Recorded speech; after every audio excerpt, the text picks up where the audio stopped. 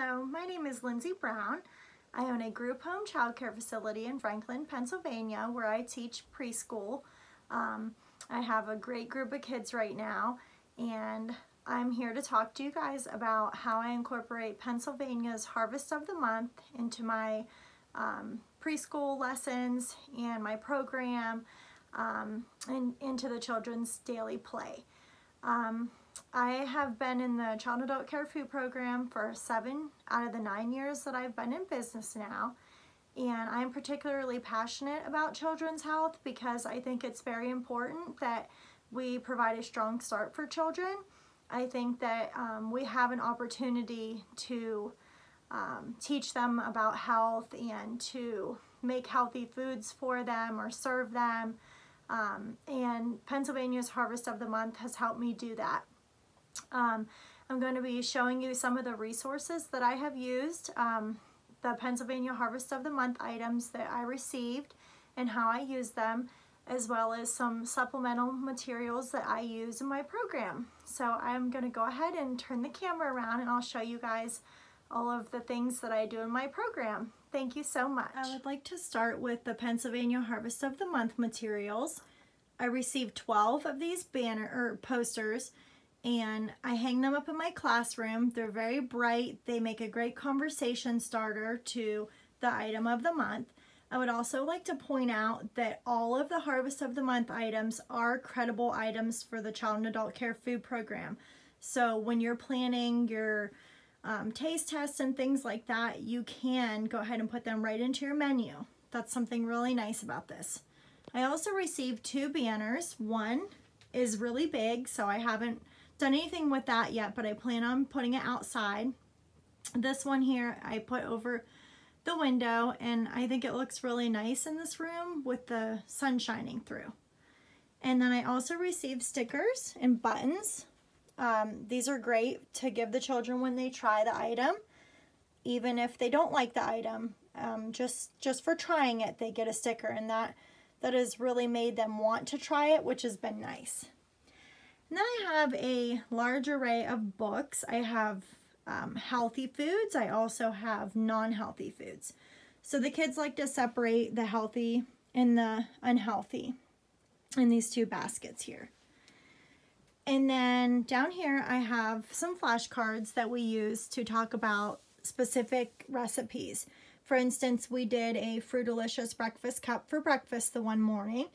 And when we were done, we came in and we talked about what would go great, what would go great with fruit and yogurt. So this is what they chose.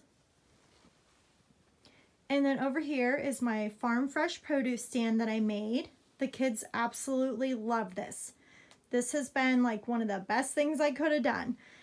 It teaches them about all the fruits and vegetables and dramatic play, counting, math, real life experiences. It's been wonderful.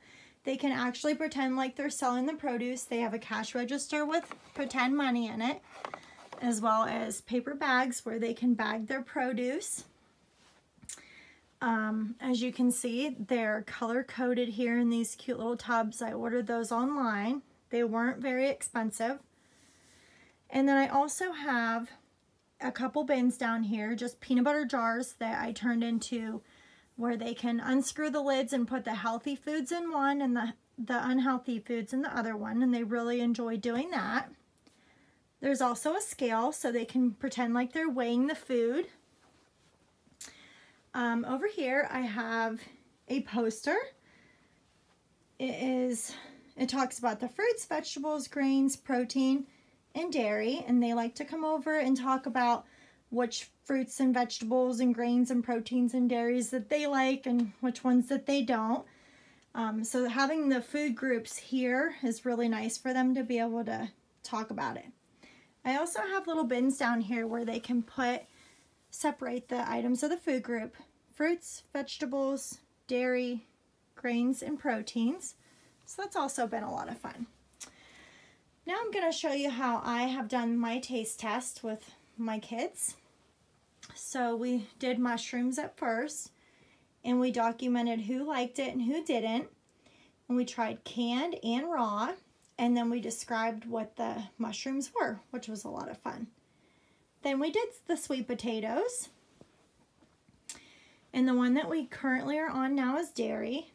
And something that I did different with the dairy was we tried 2 different items, and we described them, and we also talked about what they would be good with.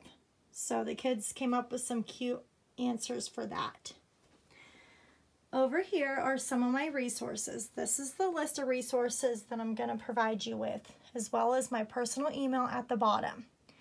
Feel free to reach out to me if you would like me to send you all of these web addresses. It might be a little easier that way. This is the Grow It, Try It, Like It. This worked really well with the sweet potato when we did that. There's lots of activities in this booklet, as well as recipes and family engagement letters and stuff like that, which is a lot of fun to print out. Here is the little pack that it came in. I ordered this online, as well as the Discover My Plate. You can get all of this stuff, including the little booklets that I showed you, that I separated out the items of the food group. You can order those online, and they work wonderful. This is when we tried the dairy, which was yogurt. The kids were so excited. They had their stickers on in that picture. I want to thank you so much for having me today, and I hope that you can use some of these resources in your own program. Thank you so much. Now that I've shown you how I incorporate Pennsylvania's Harvest of the Month into my program, I would like to encourage you to do the same. It's very important to start these children off strong.